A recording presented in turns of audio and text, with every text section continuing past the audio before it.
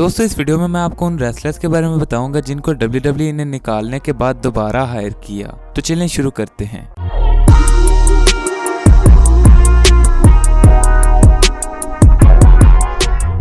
अस्सलाम वालेकुम दोस्तों, मैं हूं मोहम्मद उस्मान और आप देख रहे हैं social Urdu TV.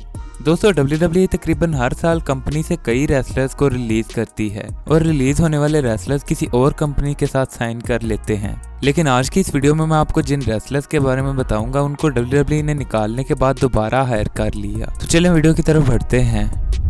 Number 5, Drew Gulak. दोस्तों ड्रू गुलाक इस वक्त WWE में परफॉर्म कर रहे हैं, लेकिन इन्हें 2020 के शुरू में रिलीज कर दिया गया था, मगर इसके सिर्फ 11 दिन बाद ही इन्हें रीहायर कर लिया गया और सिर्फ एक शो मिस करने के बाद अगले शो में ये दोबारा परफॉर्म करने लगे। Number 4, Matt Hardy. दोस्तों मैट हार्डी ने सन 2000 से भी पहले WWE में डेब्यू किया, लेकिन इन्हें 11 अप्रैल 2005 को फायर कर दिया गया, मगर इसके एग्जैक्टली 3 माह बाद यानी 11 जुलाई को इन्हें दोबारा हायर कर लिया गया। लेकिन अब मैट हार्डी WWE को खुद ही छोड़कर जा चुके हैं और AEW में परफॉर्म करते हैं। Number 3, Eddie Guerrero.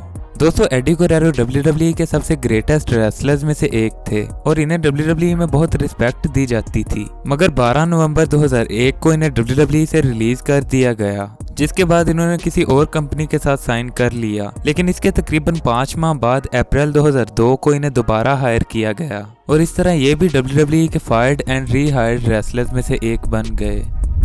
Number 2, Daniel Bryan. दोस्तों डैनियल ब्रायन को समर स्लैम 2010 से तकरीबन 2 माह पहले रिलीज कर दिया गया, जो कि इनकी किसी गलती की वजह से किया गया था। लेकिन समर स्लैम 2010 को इन्हें दोबारा हायर कर लिया गया, जिसके बाद से ये अब तक WWE के साथ साइन हैं।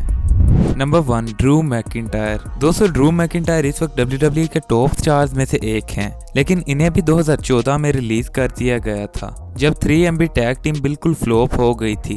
दोस्तों ड्रू मैकिंटायर ने एक इंटरव्यू में बताया कि इन्हें एक फोन कॉल आया जिसमें इनको बताया गया कि इनको फायर कर दिया गया है। पहले तो इन्हें लगा कि इनका कैरेक्टर चेंज किया जाने वाला है, लेकिन बाद में इन्हें पता चला कि ये तो कंपनी से बाहर हो चुके हैं, जिसके बाद इन्होंने कई और कंपनीज के साथ साइन किया और तमाम कंपनियों के टॉप सुपरस्टार बन गए और इस तरह फाइनली 2017 में इन्हें WWE ने दोबारा हायर किया, जिसके बाद से ये अब तक WWE में रेसलिंग कर रहे हैं।